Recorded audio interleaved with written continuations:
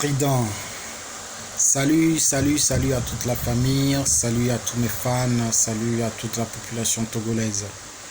Ok, c'est Sultan de la Fada, je n'ai plus encore à me présenter, le général. Ok, d'accord. Aujourd'hui, c'est juste pour vous parler de la femme.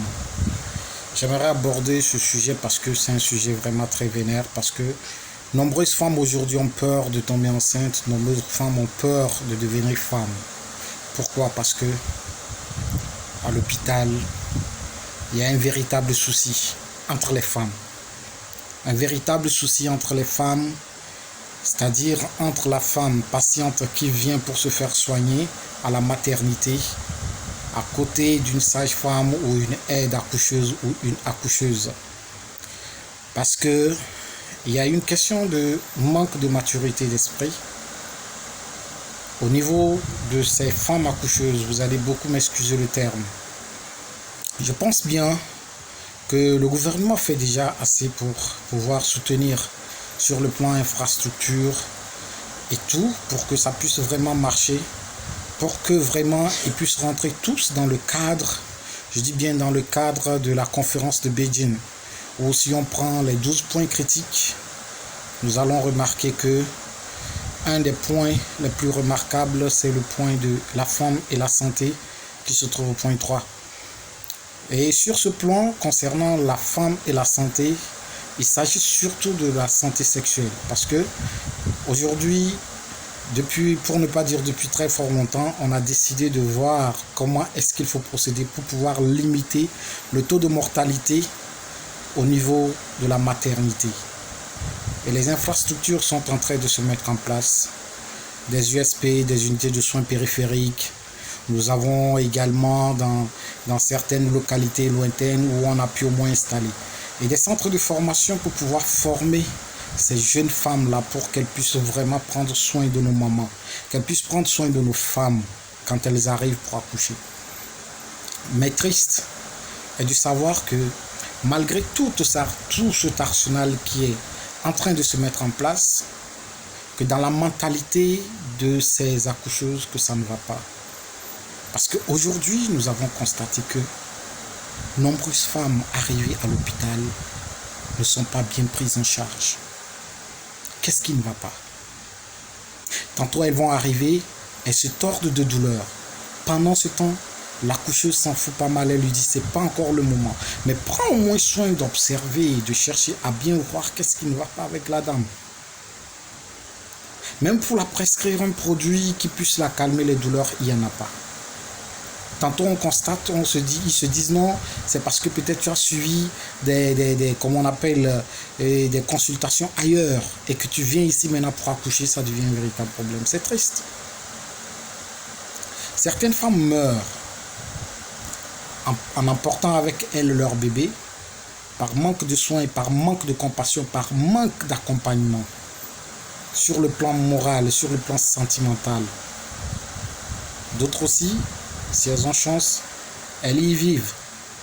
Leur bébé part. D'autres aussi, c'est soit le bébé qui s'en va et elle reste.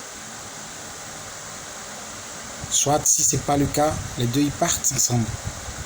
Et pendant ce temps, le mari, lui, le reste dans la tristesse, dans le chagrin. Rien pour pouvoir le consoler.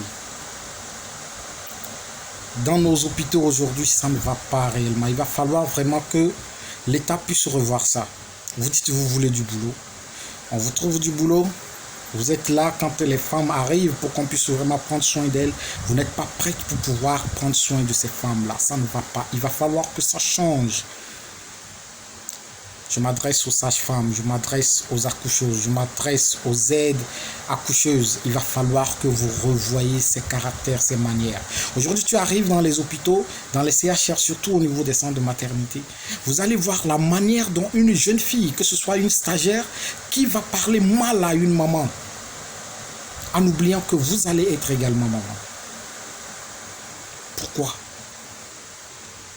Il est temps vraiment que nous nous ressaisissons, que l'amour puisse vraiment baigner dans nos cœurs, que l'amour puisse vraiment être le centre de repère de tout ce que nous faisons.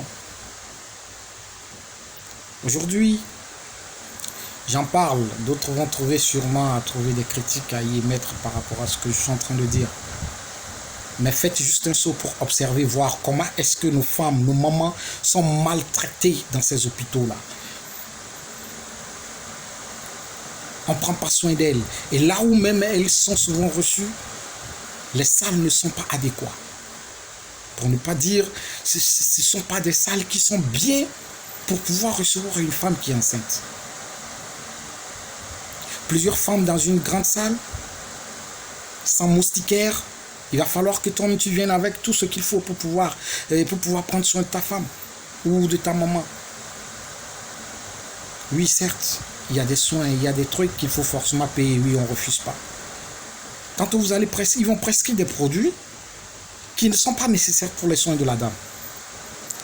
Et on met, parce que tout simplement, ils ont ça dans leur placard quelque part, il faut forcément que ça sorte. Et après, un autre médecin vient y prescrire autre chose. Une inadéquation dans les soins, dans les traitements. Il va falloir que les choses puissent se remettre en ordre, sur les rails, pour que ça puisse vraiment marcher. Les associations des femmes. Vous dites que vous vous battez pour l'émancipation de la femme, pour la promotion des droits de la femme. Pendant ce temps, entre vous, les femmes, ça ne va pas. Si entre les femmes, il n'y a pas d'union, c'est-à-dire une sage-femme qui ne peut pas soutenir une femme qui vient pour accoucher, dites-moi de quelle promotion des droits de la femme vous voulez vraiment qu'on parle? De quelle promotion voulez-vous qu'on parle? Je ne pense pas qu'il y ait encore, c'est-à-dire un point critique à évoquer. Il va falloir vraiment que nous prenions conscience, que nos femmes prennent conscience, que nos mamans prennent conscience, que ces sages-femmes prennent conscience que pour qu'on puisse aider quelqu'un, il est plus facile, disait mon grand-père, d'aider un margouillat que d'aider un crapaud à grimper un mur. Vous voulez qu'on puisse vous soutenir, vous les femmes, il faudrait qu'entre vous, vous vous souteniez. Il faudrait qu'entre vous, qu'il y ait la cohérence, qu'il y ait la cohésion, qu'il y ait la compréhension, qu'il y ait le partage et la complémentarité. C'est très important. Comment est-ce qu'on peut croire qu'entre les femmes, il n'y a pas d'entente? Vous ne pouvez pas aimer votre genre. La gente féminine ne s'aime pas entre elles-mêmes. Vous charcutez. Des femmes se retrouvent dans des situations pénibles parce qu'elles n'ont plus envie d'aller à l'hôpital pour se faire assister, pour se faire accoucher. Parce que tout simplement, quand elles arrivent, la sage-femme ne prendra pas soin d'elles. Je ne vais pas trop parler. C'était le général, sultan de la Fada Yaga. Que tous ceux qui écoutent, qu'ils partagent afin de pouvoir sauver des vies. Pra.